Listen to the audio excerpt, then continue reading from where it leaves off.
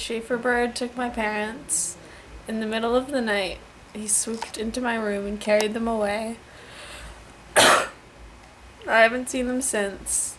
He ruined my life, you know. I started writing poetry. People love it.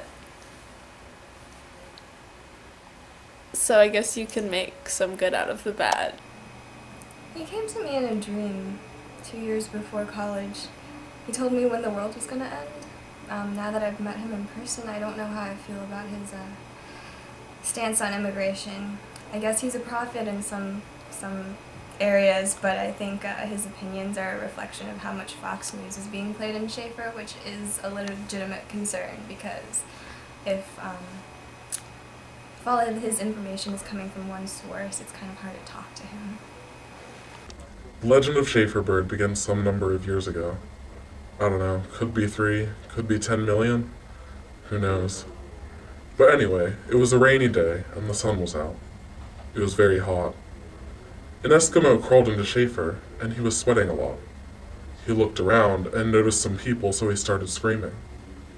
People came up to him and he whispered, "Food." But all Shafer had that day was eggs. Raw eggs. So the Eskimo ate one of the eggs and then started coughing. A few seconds later, a bird shot out of his mouth. It's been there ever since.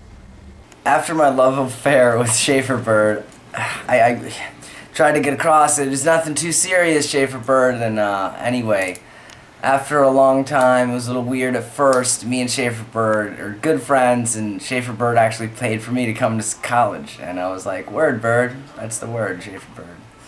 I've never seen anything like it. Some people don't even believe it exists. Some people think it's a ghost. You know, I eat alone a lot. Most times I'm eating alone, Bird joins me. Nice guy. One of my best friends. Sometimes, nibble on that bread. Bird's like bread. White.